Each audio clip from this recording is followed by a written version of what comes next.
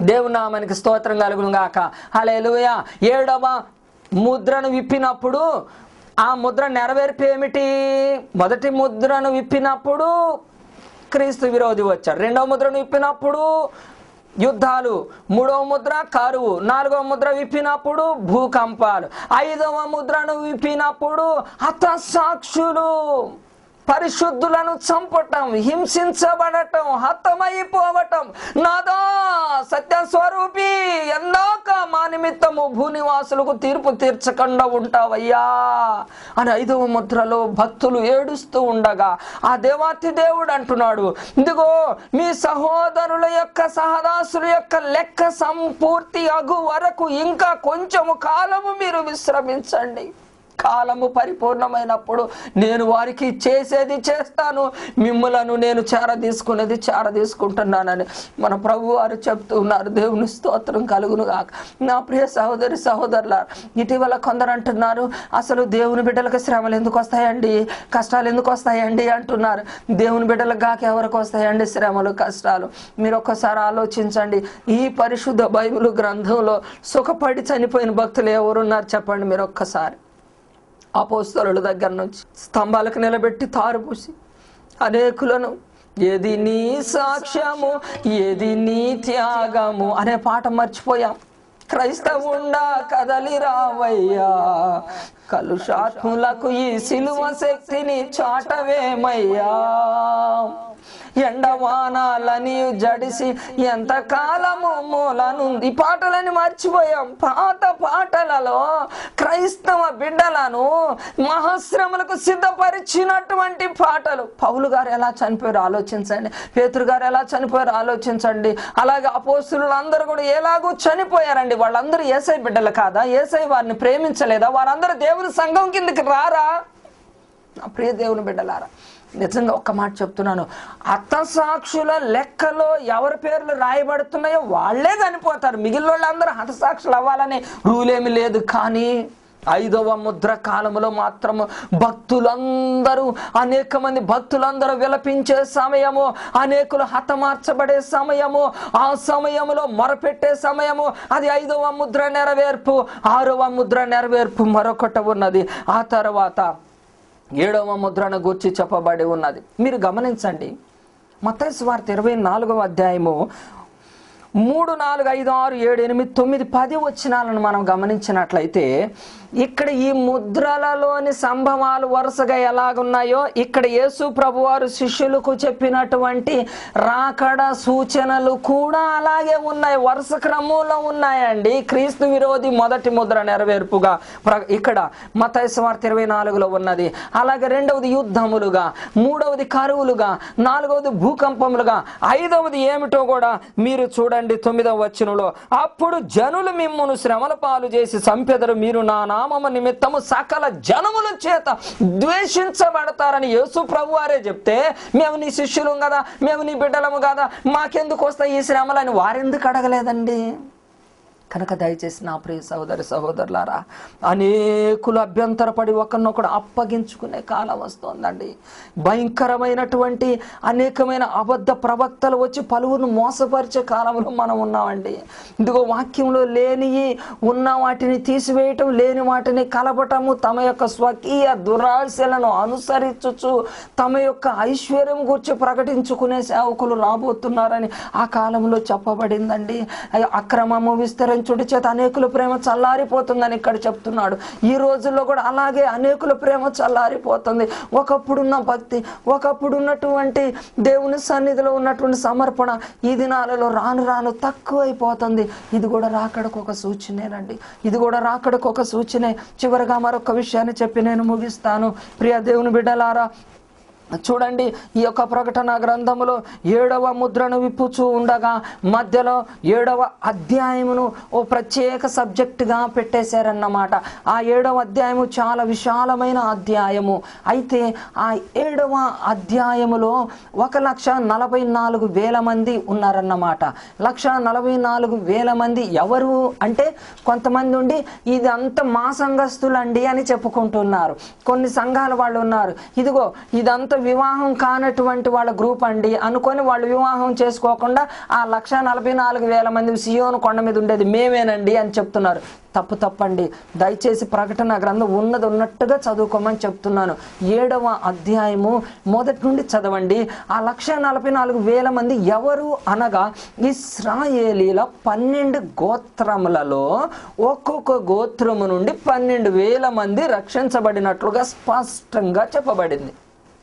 కనుక ఆ 12,000 మంది 12 144 1,44,000 మంది సరిపోయింది. యూదులు కాని వారందరూ అన్యులు అన్నమాట. అన్యులలో ఉన్నవారు ఎవరు అనగా చూడండి 9వ వచనము నుండి 9వ వచనం 10వ వచనం 11 12 వచనములలో ఇదిగో అన్యుల గురించి రాయబడినది. అనగా మనము యూదులు కాని వారం అందరము అన్యులమే. కనుక ఎవడనూ లెక్కింపజాలని మహాసైన్యము రక్షణ స్తోత్రములు జయధ్వనులు చేస్తూ ఖర్జూర మట్టలతో దేవుణ్ణి స్తుతిస్తూ ఉన్నాం. వీరు ఎక్కడ నుండి వచ్చారని యోహాను గారిని అడిగితే నాకేమి తెలుసయ్యా నీకే తెలియనని యోహాను గారు అనగా అప్పుడు అంటున్నారు వీరు ఎవరో తెలుసా, వీరు 14వ వచనం అంటున్నారు వీరు మహాశ్రమల నుండి వచ్చిన వారు గొర్రెపిల్ల రక్తములు తమ వస్త్రములను ఉతుకుకొని వాటిని తెలుపు చేసుకున్న వాళ్ళయ్యా అంటున్నారు. మహాశ్రమల నుండి వచ్చిన వారు వీళ్ళు అన్యజనులు. అలాగే 1,44,000 మంది. శ్రమలు రాకముందు సంఘం ఎత్తబడుతుందని బైబిల్ గ్రంథంలో ఒక్క లేఖనం కూడా లేదండి, ఎక్కడా లేదండి. శ్రమలు రాకముందు సంఘం ఎత్తబడుతుందని బైబిల్ గ్రంథంలో ఒక్క చోట లేదండి. కనుక శ్రమలు పడడానికి మనందరము సిద్ధపడాలి, సుఖానికి అలవాటు పడొద్దు. ఎందుకంటే సంఘం ఎత్తబడాలంటే బోరైతే మ్రోగాలి కదండి. కడపటి బూరా మ్రోగగానే కనురెప్ప పాటున మారెదవా. ఓ సంగమా సారవంగమా ఆ పాటలు మర్చిపోయాం. కడపటి బూరం మ్రోగాలంటే అసలు ఆ బూరలు మ్రోగేటువంటి ముద్ర ఏది? 7వ ముద్ర. ఆ 7వ ముద్రలో 7 బూరల కాలం ఇక్కడ రాయబడింది. 8వ అధ్యాయం ప్రకటన గ్రంథంలో 7 బూరలు పట్టుకొని ఉన్న 7గురు దూతలు ఊదుటకు సిద్ధపడిరి 6వ వచనంలో రాయబడింది. కనుక మొదటి దూత బూర ఊదినప్పుడు యథాతథంగానే జరుగుతుంది 7వ వచనం. 2వ దూత బూర ఊదినప్పుడు యథాతథంగా అక్కడ ఎలా ఉందో అలాగే జరుగుతుంది 8వ వచనంలో. 3వ దూత బూర ఊదినప్పుడు 10వ వచనంలో ఏదైతే రాయబడిందో అదే జరుగుతుంది. అలాగే 4వ దూత బూర ఊదినప్పుడు 12వ వచనంలో ఏది జరుగునో అదే జరుగుతుంది. ఏమి కలపవద్దు, తీసివేయవద్దండి. అలాగే 9వ అధ్యాయానికి మనం వచ్చిన ఎడల 5వ దూత బూర ఊదినప్పుడు ఏమి జరుగుతుందో అక్షరాల ఇక్కడ ఉన్నట్లుగానే జరుగును. అంతేగాని పాతాళంలో నుండి ఏవో హెలికాప్టర్లు వచ్చినాయి, విమానాలు వచ్చినాయి అని కొంతమంది చెప్తున్నారు. హెలికాప్టర్లు విమానాలని ఇక్కడ లేదు. అక్కడ పాతాళపు దూత వాటికి అధిపతిగా ఉన్నాడు. మిడతలు వచ్చుచున్నాయని అక్కడ రాయబడి ఉన్నది. యథాతథంగా అలాగే జరుగుతూ ఉంటున్నాయి. అంతేకాదు అలాగే 13వ వచనం 9వ అధ్యాయములో 6వ దూత బూర ఊదినప్పుడు ఏమి జరుగునో అక్షరాలు అలాగే జరుగును. 11వ అధ్యాయంలో ఏమి జరుగునో యథాతథంగా అలాగే జరుగును. అయితే 11వ అధ్యాయం 15వ వచనం 7వ దూత బూర ఊదినప్పుడు పరలోకమును గొప్ప శబ్దములు పుట్టెను. ఆ శబ్దములు ఈ లోక రాజ్యము మన ప్రభు రాజ్యం ఆయన క్రీస్తు రాజ్యమాయను, ఆయన యుగ యుగముల వరకు ఏలును అనెను. అంతట దేవుని సింహాసనము ఎదుట ఆ 4 జీవులకు ఆ 24 పెద్దలు సాష్టాంగ పడి దేవునికి నమస్కారము చేసి వర్తమాన భూతకాలంలో ఉండు దేవుడు అయిన ప్రభువా సర్వాధికారి నీవు నీ మహాబలమును స్వీకరించి ఏలుచున్నావు గనుక మేము నీ కృతజ్ఞతాస్తుతులు చెల్లించుచున్నాం. జనములు కోపగించినందున నీకు కోపము వచ్చెను. మృతులు తీర్పు పొందుటకును నీ దాసులకు ప్రవక్తలు పరిశుద్ధులకును నీ నామమునకు భయపడే వారందరికీ తగిన ఫలమునిచ్చుటకు గొప్పవారేమి కొద్దివారేమి భూమిని నశింపజేయ వారందరిని నశింపజేయుటకు సమయము వచ్చినదని చెప్పిరి. దేవునికి స్తోత్రం. సంఘం ఎత్తబడే కార్యం 11వ అధ్యాయం 15వ వచనంలో మాత్రమే ఉంది, ఇంకా ఎక్కడా లేదండి. 11వ అధ్యాయం 15వ వచనంలో సంఘం ఎత్తబడుతుందని స్పష్టంగా ఉంది. ఇలా కాకుండా దీనికి ముందు ఎక్కడైనా సంఘం ఎత్తబడుతుంది అనేటువంటి లేఖనం ఎవరు చెప్పినా అబద్ధం లేనే లేదు. దీనిని మీకు ఇంకా స్పష్టంగా వచ్చే వారంలో నేను వివరించబోతున్నాను. నా ప్రియ సహోదరి సహోదరులారా, ఎక్కడ కూడా ఏ మాత్రము కూడా అనుమానం రాకుండా స్పష్టంగా మీకు ఈ విషయాలు తెలియచేయాలని భారం కలిగి ఉన్నాను. మీరు మాకు ఫోన్ చేయండి, మీ సందేహాలు, మీ అభిప్రాయాలు మాకు చెప్పండి. నేను మీకు పర్సనల్గా వ్యక్తిగతంగా జవాబులు ఇస్తాను. మొహమాట పడాల్సిన పని లేదండి. మీరు సత్యాన్వేషకులైతే తెలియచేయండి. నేను మీకు ఎప్పుడు కూడా అనగా నా ఖాళీ సమయంలో నేను మీకు ఈ సత్యాలను చెప్తానండి. దేవుడు మనందరినీ దీవించునుగాక. మీకు అందరికి వందనాలు. దయచేసి ఒక చిన్న మనవి, ఈ సందేశాలు మాకు చాలా నచ్చిన, చాలా బాగున్నాయండి. ప్రకటన గ్రంథ మర్మాలు మాకు అవసరమని మీరందరూ ఎంత దప్పికగా ఉన్నారో మాకు అర్థమవుతుంది. చాలామంది ఫోన్లు చేస్తున్నారు, లెటర్స్ రాస్తున్నారు.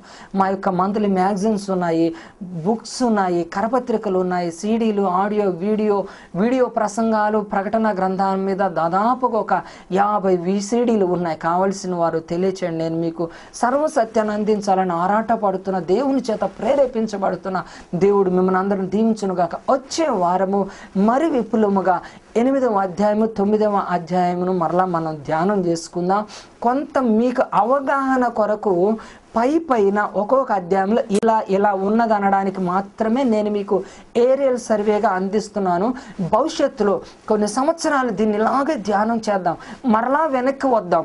ఇప్పుడు ఒక పైన ఒక ఉపోద్ఘాతంగా తీసుకెళ్తున్నాం, మరలా వెనక్కి వచ్చి 1వ అధ్యాయం నుంచి ధ్యానించాల్సిన అవసరం ఉంది. ఈ గొప్ప పోరాటానికి, ఈ గొప్ప సర్వసత్యాలు మీకు అందించడానికి ప్రేరేపణ కలిగిన వారు మీరు ఈ కార్యక్రమానికి స్పాన్సర్ చేయండి. మీ కుటుంబాల కొరకు మేము ఎల్లప్పుడూ ప్రార్థన చేస్తాం. దేవుడు మనందరిని దీవించునుగాక. కళ్ళు మూసుకొని ప్రార్థన చేద్దాం. ప్రేమ కలిగిన తండ్రి, ఈ బిడ్డలను ఆశీర్వాదించి దీవించండి. వేంతల దీవెన, జ్ఞానం, ప్రత్యక్షత గల మనసు బిడ్డలందరికీ సమృద్ధిగా దాయిచ్చామని యేసుక్రీస్తు నామమున వేడుకొంచు బ్రతిమాల్చి ప్రార్థిస్తున్నాము తండ్రి.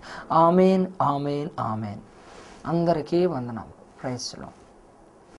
దైవజనులు పురుషోత్తమ గారు దేవుని పిలుపుకు లోబడి గత 18 సంవత్సరాల నుండి స్వచ్ఛందంగా పరిచర్యను కొనసాగిస్తూ గ్రంథకర్తగాను, ప్రవచన సారం అను పత్రిక సంపాదకులుగాను, బైబుల్ కాలేజీ లెక్చరర్గాను దేవుని ద్వారా సర్వసత్యాన్ని దేశ విదేశాలకు అందించుచున్న దైవజనులుగా సుపరిచితులు.